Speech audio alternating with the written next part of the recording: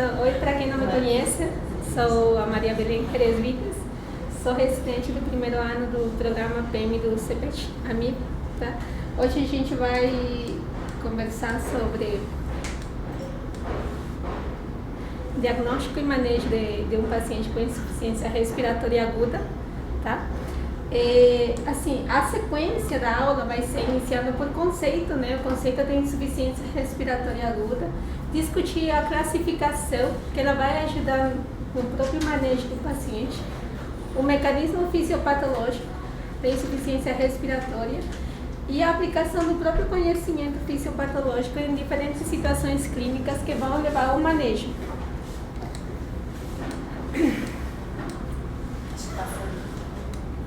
Posso passar?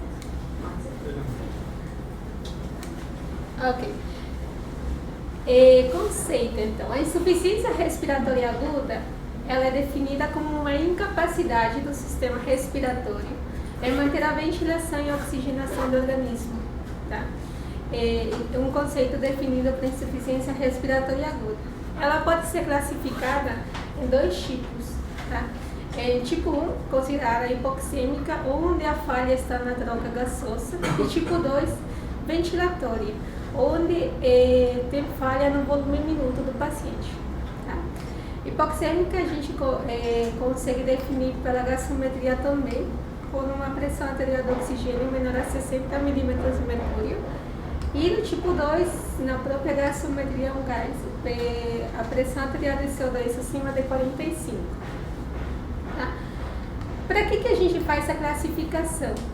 No manejo, tanto ventilatório invasivo quanto não invasivo, a identificação do tipo 1 e tipo 2 vai ser essencial para o manejo. Entre as etiologias de insuficiência respiratória aguda, a gente tem desde disfunções do próprio drive respiratório, da vias aéreas, tanto altas quanto baixas, disfunções do parênquima. Também pode ser uma disfunção extrapulmonar, né, o próprio circuito cardiovascular, e disfunções neuromusculares. Dentre os mecanismos que causam a insuficiência respiratória do tipo hipoxêmica, temos distúrbio de ventilação e perfusão, o shunt verdadeiro, alterações na difusão, a redução da FiO2 em algumas situações, e uma pseudo-hipoxemia causada por neoplasias hematológicas. Nos mecanismos que vão levar a uma insuficiência respiratória hipercárnica, a hipoventilação é a causa mais comum. Tá? E para frente a gente vai conversar sobre cada um desses distúrbios e o manejo de cada um. Tá? Então, vou começar pela insuficiência respiratória do tipo 2, ventilatória. Ela é um pouco mais simples de entender e um pouco mais simples da gente manejar. Tá? Então, lembrando, uma lembrança sobre o volume corrente, que ele é composto pelo espaço moto e o volume alveolar, sendo o volume alveolar o único que vai fazer parte da troca gasosa. Tá? Então, o nível de CO2 do sangue arterial ele é diretamente proporcional à taxa de produção de CO2 e à taxa de eliminação desse. Tá? Para a gente ter a eliminação de CO2 ou causar uma retenção, a gente mexe no volume minuto, que é a frequência respiratória vezes o volume total. Né? Então, quando a gente tem uma alteração no volume corrente, né, no ar que vai ser renovado no pulmão, ou na frequência respiratória, a gente pode ter uma hipoventilação, que vai levar a uma renovação desse ar de forma baixa e ineficiente. Tá? Que inicialmente ele vai se apresentar como uma hipercapnia, levando a uma cascata e levando a uma hipoxemia do paciente. Ok, entre então a hipercapnia, ela pode ser por um decréscimo, né, do volume corrente e da própria frequência respiratória. Então, os mecanismos que vão levar à insuficiência respiratória hipercárnica, ele pode ser, né, por diminuição do próprio drive respiratório, por fraqueza muscular da própria caixa torácica, dos músculos que vão fazer parte da ventilação, do trabalho respiratório aumentado em diversos pacientes. O trabalho respiratório aumentado, ele é muito comum em pacientes depressivos. Tá? Isso vai levar a uma insuficiência respiratória hipercárnica. Então, a gente inicialmente tem uma alteração, uma retenção, um aumento do CO2, que vai levar a uma hipoxemia e reflexo por essa hipoventilação, essa mal renovação de ar, e que por um mecanismo de tampão ele vai alterar o pH do paciente. Ok. Entre os mecanismos que vão levar à diminuição do drive respiratório, a gente tem o uso de sedativos, tá? Opioides, benzodiazepínicos, a própria uremia, que a gente vê bastante, né, nas UTIs. A uremia elevada ela pode levar a uma alteração neurológica causando uma hipoventilação, tá? A fraqueza muscular em pacientes com doenças neuromusculares desmielinizantes, Guillain-Barré, polineuropatias periféricas, a desnutrição grave, tá? Aquele paciente que a gente tem no ventilador e não consegue extubar por uma falha da fraqueza muscular. Corticoide prolongado, que vai levar também a um déficit, a uma fraqueza muscular.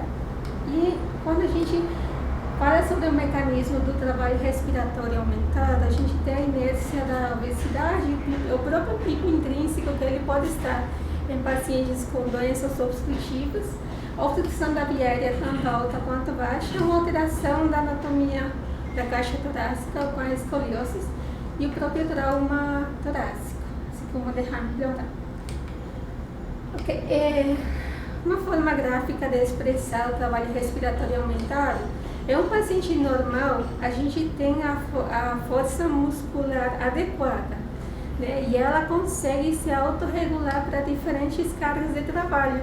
Então, a gente não vai desenvolver uma insuficiência respiratória, não isso aqui. É um paciente que tem uma doença neuromuscular, a carga de trabalho dele está normal, porém a força muscular está diminuída, o que vai levar a balança pendular para o lado da insuficiência respiratória. No paciente com DPOC, né? O paciente que ele vai se apresentar de uma forma, um retentor ou que não retém CO2, né? Ele já vai ter uma hipercapnia crônica pela própria doença de Vase, né? Pela diminuição da renovação do ar, pela própria anatomia dos bronquiolos, tá? Vai levar a uma diminuição do volume corrente, eles tendem a ter uma taquipneia já basal deles, aumento da frequência respiratória para tentar compensar esse CO2 que eles vêm retendo. Então, quando esse mecanismo se combina com uma disfunção de ventilação e perfusão, isso vai levar a um aumento do espaço morto, que não vai ser um ar que vai ser parte da troca gasosa. Vai levar a uma diminuição do próprio volume alveolar, causando mais ainda uma hipercapnia. E a gente vai ofertar, quando esse paciente chegar para nós hipoxêmico, a gente vai fazer uma oferta aumentada de O2? Não. A gente tem dois efeitos que são desenvolvidos, os que são decorrentes da hiperóxia do paciente que tem já retenção prévia de CO2, que é o efeito Haldane, né, que é o próprio aumento da tensão de oxigênio, ele vai causar uma dissociação da hemoglobina com CO2, causando mais ainda CO2 livre, causando mais ainda retenção de CO2 e levando a carbonarcose do paciente. Outro mecanismo em resposta a essa FiO2 aumentada é a vasoconstrição compensatória, aumentando mais ainda o espaço morto, diminuindo o volume que vai fazer parte da troca gasosa. Okay. Falando sobre os estudos da insuficiência respiratória hipoxêmica, né? O distúrbio VQ, a gente vê bastante isso na prática, né? Então, nesse desenho a gente tem 3 populações de alvéolos, um alvéolo com uma ventilação e perfusão adequada, onde a ventilação e perfusão vai ser igual a 1. Nesse alvéolo a gente vai ter pouca ventilação, porém uma perfusão adequada, onde a relação ventilação e perfusão vai ser menor a 1. E nessa população de alvéolos a gente vai ter um alvéolo ventilado, porém pouco perfundido, onde a relação ventilação e perfusão vai estar aumentada. O que ocorre no distúrbio de VQ, né? O sangue venoso ele vai chegar pobre em oxigênio, ele vai passar por diferentes populações de alvéolo, né, fazendo a troca. Onde o paciente não tem uma ventilação adequada, ele somente vai aumentar a pressão venosa do oxigênio de 37 para 40, pobre em oxigênio. Ele vai continuar passando, né, pelo alvéolo onde a que é normal e onde ele vai ser hiperoxigenado. Esse sangue vai passar e ele vai acabar saindo pelo meio arterial, onde a gente vai ter um sangue misto. Então, o mecanismo que está funcionando nesse alvéolo onde a ventilação, perfusão é adequada, ele não vai conseguir compensar as deficiências das outras populações, onde o distúrbio de ventilação, perfusão se tornou presente. Algumas causas que vão levar a esse distúrbio de ventilação, perfusão, vai ser as próprias pneumonias, né? Doenças parenquimatosas, o próprio broncoespasmo, contusão pulmonar, atelectasia, o próprio edema agudo do pulmão, que ele vai iniciar com uma disfunção de difusão e depois vai levar a uma disfunção de ventilação, perfusão. E o shunt, né? O shunt é um dos extremos da sequência de distúrbios de ventilação e perfusão, onde a gente tem um alvéolo não ventilado por colapso alveolar, por edema intersticial, onde a troca gasosa ela vai ser afetada na sua totalidade. Então, para nós, ofertar FiO2 para esse paciente não vai ser suficiente, porque o alvéolo está colapsado. Então, se a gente aumenta a FiO2, a fração expiratória, chegamos a 100%, a gente não vai ter benefícios com isso. Então, para isso, o tratamento invasivo e não invasivo com a ventilação vai ser adequado, né? Ok.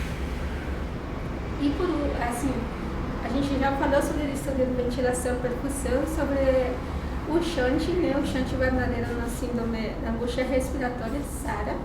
E outro mecanismo é a difusão, né? Temos como patologias o edema intersticial causado por uma insuficiência cardíaca, né?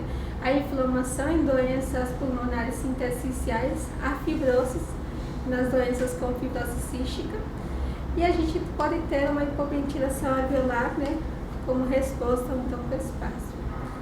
Então, uma menos comum, mas não menos importante, é o uso das altitudes altas, onde a oferta a FiO2 ela é diminuída.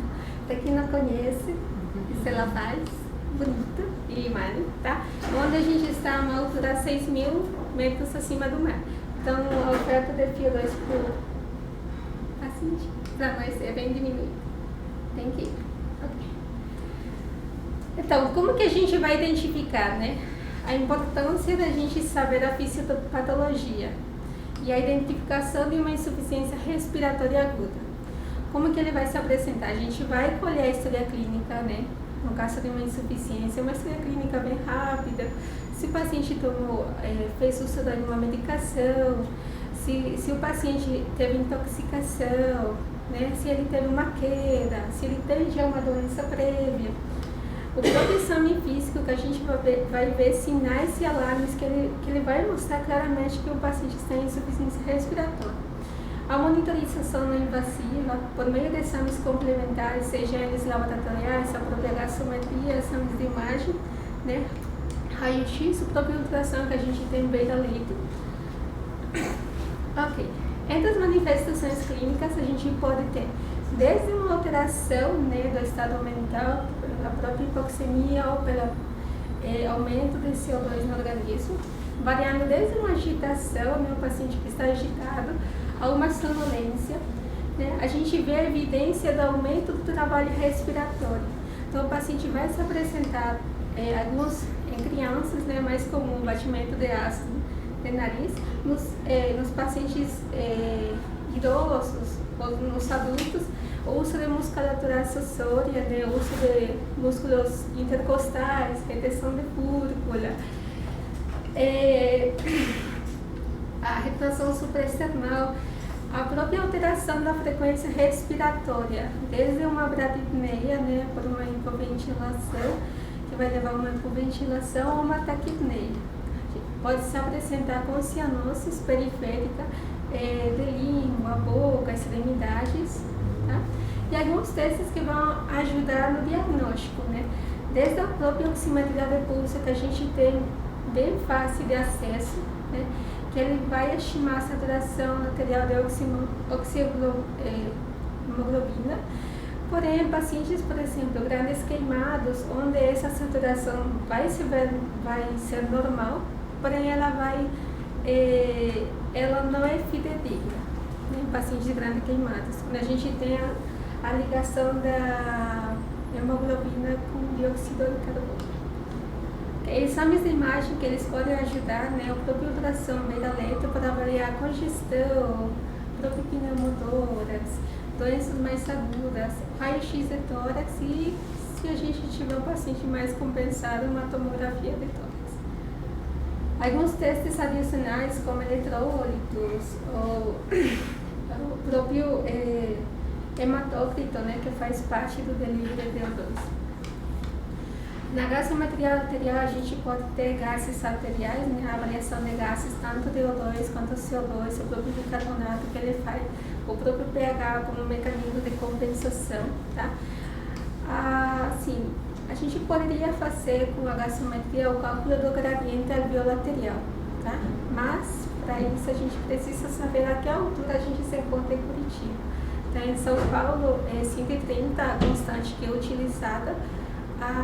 E aí, se tiver menor a 15, ele indica hipoventilação, e se for maior a 15 o cálculo, ele indica que a troca de gases está comprometida, porém que a ventilação é adequada. A maioria dos pacientes ele vai se beneficiar sim de uma FiO2, de acordo ao dispositivo que a gente vai utilizar. A gente pode lançar mão desde dispositivos que vão gerar alto fluxo, baixo fluxo, aí depende de cada quadro do paciente. Tá? O uso de máscara Venturi, que ele é uma FiO2 configurada de acordo com a válvula que vai ser utilizada. A máscara simples, que ela vai ofertar um FiO2 de 40 a 60. Tá? A cânula nasal, onde o paciente tem que ter uma frequência respiratória e um volume corrente adequado para a gente fazer o uso da cânula nasal. E outros dispositivos como a máscara não relevante e a macronebulização.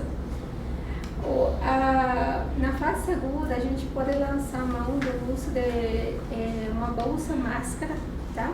Que ela vai servir de ponte para a gente tomar novas decisões, dentro de uma oxigenação adequada para uma evolução de uma ventilação invasiva do paciente. Então, alguns casos, né, a importância de saber sobre a história clínica, né, fazer o antagonismo de algumas substâncias que vão levar a uma intoxicação, como opiáceos, com antagonismo de naloxone, benzodiazepínicos, usando flumazenico, a gente pode recuperar a ventilação imediata do paciente. Então, podemos lançar mão também de ventilações não invasivas, né, no paciente que pode estar com taquipneia, aumento do trabalho respiratório, e o único caso quando o paciente está sonolento é por hipercapnia. Né? Podemos configurar de acordo ao modo, utilizar diferentes máscaras, uma nasoral, nasal, uma face inteira, configurando, né, a pressão expiratória, tá? No entanto, na ventilação não invasiva, a gente não somente coloca no paciente na máscara e larga ele, a gente tem que ficar constantemente avaliando a indicação sempre de intubação. A gente não pode retardar a intubação no paciente com insuficiência respiratória. Então, dentro das estratégias ventilatórias invasivas, né, a gente sempre visa a ventilação protetora. A posição prona em algumas circunstâncias, como a SARA, né, uma SARA grave, e as estratégias não ventilatórias é o uso do manejo conservador de fluidos. Tá? Quando a gente tem, por último, a gente intuba um paciente e coloca na ventilação invasiva por causa de hipercapnia ou por hipoxemia. Né? Quando é por hipercapnia, a gente vai alterar, né, ajustar de acordo ao volume corrente e a frequência respiratória, provendo garantir o volume minuto, baixas pressões, FiO2 baixas e reduzir o esforço muscular. Quando a gente intuba um paciente e coloca na ventilação invasiva por hipoxemia, a gente vai realizar ajustes na oferta de oxigênio no tempo expiratório e no PIP. Ele estuda isso como difusão, o tempo expiratório e a oferta de FiO2 e uma PIP baixa, porém adequada, ela pode ser suficiente. Já onde estudo de ver que a PIP, podemos lançar mão do aumento da PIP, aumento da FiO2, no shunt paralelo, no caso de SARA, tem alguns, podemos fazer o recrutamento alveolar, aumentar a PIP para evitar colapso alveolar, porém sempre lembrada de uma ventilação protetora e o uso de PRO em pacientes com SARA.